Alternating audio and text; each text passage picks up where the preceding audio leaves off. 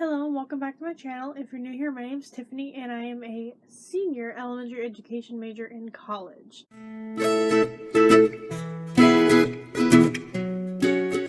So I decided this summer that I would take on a challenge. When I was younger, I loved to read. It was one of my favorite things to do, and because of that I have so many books that I literally would buy and never read. It's absolutely ridiculous. There's so many books that I've gotten from book fairs that I've never touched. Never opened, or I've read halfway through and stopped. So I decided that I would change that. Right around probably high school, I kind of stopped reading for fun because that's when they started making us read in classes more often. And I didn't really have time. But I'm done with that excuse. So I'm going to put her name right down here, and I'm also going to drop it down in the comments box below. But a fellow YouTuber and Instagrammer, Mrs. Calls Campers, creates these trackers that I have talked about in my vlogs before. And one of them is a habit tracker. And so I decided about mid-May I would make reading my habit. I would force myself to read at least one chapter a day. And that way I could actually convince myself to read, because it was fun filling out the trackers every month, every day actually, and then posting it to my Instagram and looking at the completed work.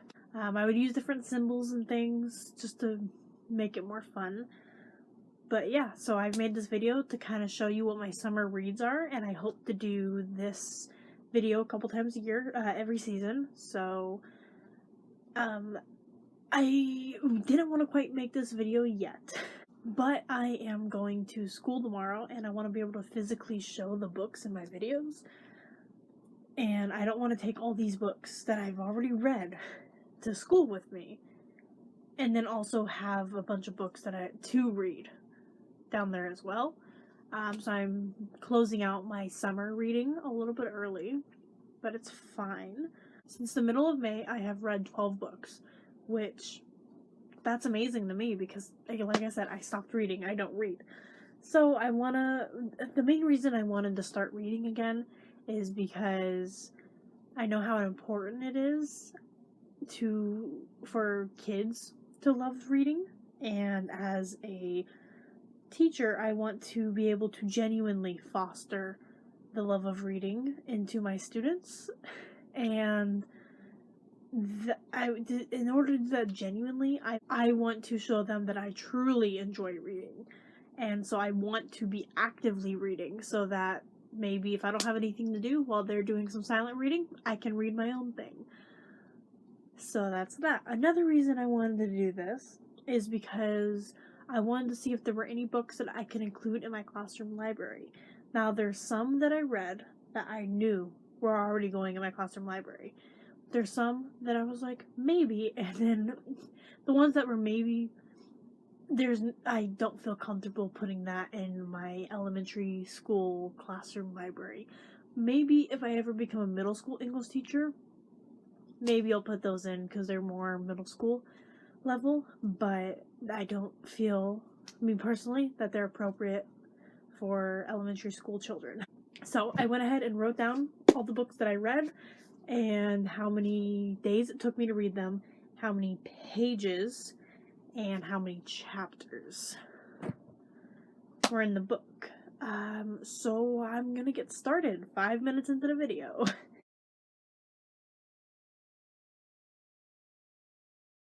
The second book is called Aries Rising by Bonnie Hearn Hill. This one took me 11 days to read. It was 278 pages long and it had 36 chapters. This book I remember buying in middle school, my book fair, simply because I'm an Aries and I connect with things very easily. So I very connect with Aries being my zodiac sign. I don't believe in zodiacs, but it's fun. Yeah, this book took me a while to get into. And it wasn't until about halfway through the book that I was hooked and I didn't want to stop. So yeah, there's multiple reasons why I will not include this in my classroom library. First of all, I can see this being an issue with parents if the parents find out their child is reading this, just because zodiac signs, it's very taboo still. And then secondly, it's just got some content that I feel is not appropriate. It's got, like relationships, and I think there's a few swear words in here, and there's just like mischief, and and it goes heavily, deeply into zodiac. So I just feel like it's best to keep it out of my library, keep it in my personal library. But it was a good book. I definitely would not have bought this if I could go back after reading it. But that's that. So those were the 2 books I read in May. Again, I started like halfway through May, so I didn't really have a lot of time. With these trackers, I like to finish I like to finish within the month. So I like to read the last chapter on the last day of the month. It makes the tracker look better and prevents overlapping and things like that. If I weren't doing the tracker, I probably wouldn't care as much, but that's that. So then I went ahead and went in June, and that's when I started the Babysitters Club series. I have read this before. I have never read the actual novel by Anne M. Martin, but I love the graphic novel adaptation. And it's illustrated by Raina Telgemeier, which I also talk about another one of her books. But my parents got me the box set of her first 4 books for Christmas a couple years ago. And so I've been very hesitant to include them in my classroom library, just because I don't want them to get damaged. But I do plan on having a serious conversation with my students about treating books with respect. And if they get damaged, I can always just buy a new one. It's no big deal. So I've kind of gotten over that. But yeah, so the first one was Christie's Great Idea. And I've also watched the Netflix series. So I guess I just need to read the actual novels. This one took me 3 days. It was 180 pages and 14 chapters long. Graphic novels are very easy for me to go through. They're just very, there's not a lot of substance to them. Not a lot of, long pages of words. So it's I can probably get through this in 2 days. Some of these I did get through in 2 days. So I would read, I know I included my vlogs, but I would read it by the pool a lot, and I would just kind of read whenever I got a chance. So sometimes I would just keep reading, depending on where it was. But yeah, so I feel like graphic novels are super important to include in a classroom for all ages. All ages enjoy graphic novels. I hate the notion that graphic novels are not real books. So I remember as a kid going to the library, and they would tell us, okay, if you pick out a graphic novel, you also have to pick out a real book. Now, I had nothing against reading real books as a kid. I know there are some kids who hate reading and they'll only read graphic novels. So, I feel like, it's got words, it's got plot, it's got story. I feel like there's nothing wrong with graphic novels, and this is one of the things that I'm very passionate about. Because if a kid likes to read something, they let them read. They like to read. I actually had teachers in school that were like if we had to read a reading log, if we had to do a reading log, they're like, read a magazine for all I care. Just read. And that's how I feel. If you like reading something, then read it. I shouldn't be able to tell you what you can and can't read. So, that's my little soapbox, but let your students read graphic novels. The second one is Babysitters Club, Truth About Stacy. I read 4 of these. This one took me 3 days. It was 141 pages and it was 15 chapters long. So again, same author, everything, graphic novel, nothing really more I can say about it. I love these. I can read them again and again. Third one, Marianne Saves the Day. This one actually only took me 2 days, and it was 154 pages and 16 chapters. And then this last one, Claudia and Mean Janine. It took me 3 days. It was 162 pages and 17 chapters, I believe that says. I can't read my own handwriting. But yeah, I know that more have come out since I got these 4, but they recently changed the animation style, and I can't get behind it. But I do want to buy the rest of them for my classroom, so I'll look into it. Okay, now the last book I read in June was Juvie 3 by Gordon Corman. Now I also remember buying this in my middle school book fair. Again, I don't feel it's appropriate for elementary students. It follows 3... Sorry, I've been meaning to give the plot of these. I'm so bad. It follows 3 juvie students who are released from juvie and kind of living in a halfway house type home with someone who decides to take a chance on these lost causes. And that way they can return to a more normal life. They go to school and things like that. And then, a bunch of stuff happens and their placement gets in danger. I don't really want to spoil most of it.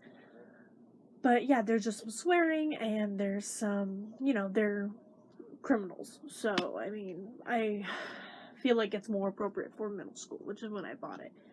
It took me 19 days to read. It was 249 pages long and 34 chapters. This one also took me a little bit to get into, but right at the end, I was hooked. I wanted to keep reading, but again, it was the end of June, so I put myself on a timeline of like 2 chapters a day. Okay, and now I read 3 books in July. So the first one is Landline by Rainbow Rowell. This one took me 16 days to read, but I missed one because I was not at home and I left this at home. I was away for a night, so it was 356 pages and 36 chapters. I think this was the longest book that I read, or that so far. As you see, it's pretty thick. Definitely lots of swearing in here. So multiple reasons. First of all, long. Second of all, swearing.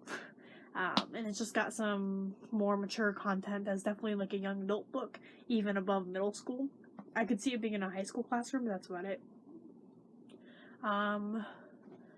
This book was so hard to get into. Near the end, I'm pretty sure that I liked it. Basically, it's about a TV show writer in LA, and her husband and kids go see family in another state for Christmas, and she's separated from them because she has a big job to do, and she goes to her mom's house and finds a magic phone and can talk to the past. That's basically it, without spoiling much. But yeah, so the only reason I have this book is because in 2015, I went to the Shakespeare and Company bookstore in Paris, and this looked good, so I picked it up and I bought it, and I have the bookmark that they gave me, and they gave me that stamp, so yeah, that's why I have it. Definitely, again, like the others, wouldn't have really bought it without that. So, but yeah, it was a good book. It just took a while for me to get into, which is gonna be a recurring theme with these books. Alright, the next one that I read was Lauren Yanofsky Hates the Holocaust. My library, my community library, was having like a book sale. Basically, you could take books for free. They were just asking for donations. So basically, this book was $1 because I donated $1 because I felt bad about just taking it. But they were just trying to clear their shelves. So you can see it's still got the label on it. But again, would not include this in my classroom library because it discusses a lot about the Holocaust. It's about a Jewish girl who decides to no longer be Jewish because her dad's a Holocaust professor, and so the Holocaust is all around her, and she's sick of hearing about it. And she had family in the Holocaust, So yeah, so even the back of the book says some kids got Disney, I got Hitler.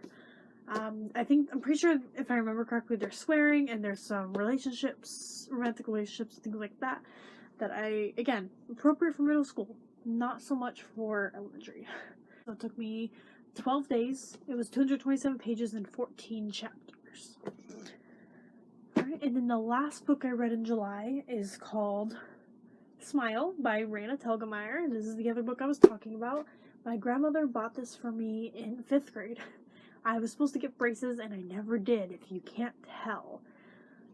So it's just basically a story about Raina. When she got her braces as a kid, when she knocked out her teeth, and her long story and long journey of fixing her mouth. So it's a really good book. Again, another graphic novel.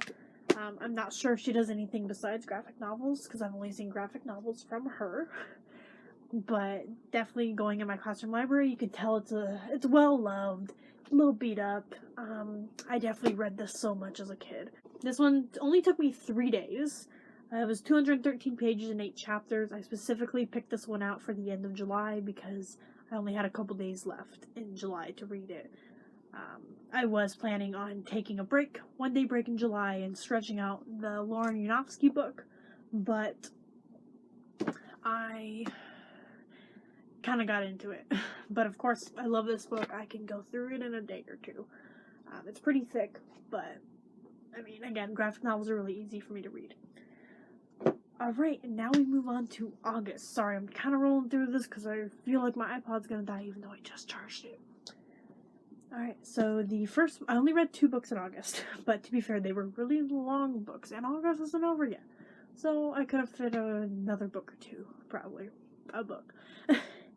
First one is Bruiser by Neil Shusterman. Don't remember how I got this book. It's a good book. I love it. I've read it a couple times. It's about 2 twins, Tennyson and Bronte, and their parents are literary professors, and so this book, so if you go through, so the first one is symbiosis, and there's just a lot of high-level words as the chapters, so this one, I can't even say it, but yeah, so the whole thing is, like, their parents teach them a new word every day, a new, like, a high-level word. I like to call them SAT words, and that word is used somewhere in the chapter. So I love this author. He's great. I've actually met him, and that's a story for the next book. But yeah, it's about Bronte, and she starts dating the school mysterious kid, Bruiser. He's not necessarily a bully. He gets bullied, but he gets, like, name called, but no one ever hits on him, and he just is very big. He looks like a bully, but he's not, if that makes sense. I can't explain it well. And it just goes through their relationship, and she finds out a secret about him. It's really good. I know I've said that. It's actually switches point of views, which is pretty cool. It goes through point of views of Bronte and Tennyson, the twins, brother and sister, and then it goes to Bruiser's POV, and it also goes to his little brother Cody's POV. And it doesn't switch, like, super often, and it's really easy to kind of switch POVs. Usually he will switch, like, Bronte and Tennyson will have big chunks, and then Bruiser will have maybe a chapter or 2, and then Cody will have just 1 chapter. But it's interesting to see, and he never retells something that's already happened. So basically, he'll just pick up from where the last point of view left off, kind of thing. So, it's a really good book. It took me 12 days to read. It was 328 pages and 66 chapters, but some of those chapters, let me see if I can find a example. A lot of these chapters are really short. Here's Revelation, and then you have that, and then the next chapter. And then literally, chapter, next chapter. And then there's some where it's literally like, yeah, look, chapter 7, chapter 8, 1 page. Not even a full page, half a page. So that's what makes it kind of easier to get through. I feel when there's long chapters, I can usually only get through like 1 or 2, and I'm like, okay, I'm done. But this, I can get through like 5 chapters. And then the very last book is called Challenger Deep, also by Neil Shusterman. This took me 11 days to finish. I just finished it today. And it was 161 chapters, and I think 303 pages. 308 pages. I didn't get a chance to write that down because I didn't look, but I knew the 161. This book, I'm gonna say, I did not really like it. So he actually came to my school in, I think, 2015, and he wrote the date in here. Yeah. And I got it signed. I had to buy it, and I didn't tell my dad I was doing it, but we got to listen to a presentation and about this book, and then we all lined up to get it signed. So that was cool that I got to meet him. But that's the only reason I have this book. I probably would not have bought this book otherwise.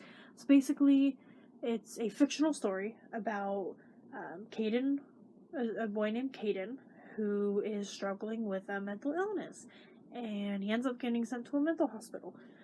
So it kind of goes through his life dealing with that mental illness that's undiagnosed at this point in the beginning of the book, and then his parents end up taking him to a mental hospital, and that's where like half the book takes place. And his son actually deals with schizophrenia, I believe, and so he kind of, wrote it really well because he had his son's input on what it's like to live with mental illness and what it's like to be in a mental hospital and things like that. So it's pretty authentic, which I appreciate, knowing a lot of authors just write about things they don't understand. But it gets really deep into the head of someone with mental illness. And so it's just very hard to comprehend because it's all over the place, which is the same as the mind of someone who has mental illness. So in that aspect, he did really well in getting into a mentally ill person's head. On the other hand, it can be pretty hard to read. Half the book is him talking about his life. The other half is like this, I don't know what to describe it as, this weird like dream / fantasy type thing he has going on in his head, where he's like on a ship. He's living on a ship. And I literally skipped over those chapters, which made me go through the book so much faster. But I didn't like switching back and forth between reality and fantasy. And I understand that's part of his mental illness, but I couldn't do it, so I would skip over those chapters, and sometimes those chapters, the things that happen in those chapters work their way into his reality, but I couldn't do it. So yeah, I didn't really enjoy this book, probably won't reread it, but I will be keeping it, just because it's signed. That's literally the whole reason. I didn't go over these two about keeping them in my classroom, but they're definitely high school level. They're lots of chapters and lots of pages. I mean, these were both over 300 pages. And this one gets way too deep into mental illness and suicide. So definitely not appropriate. And then this one deals with abuse. And just, yeah, not good things that children should be reading about. But again, middle school, high school, yes.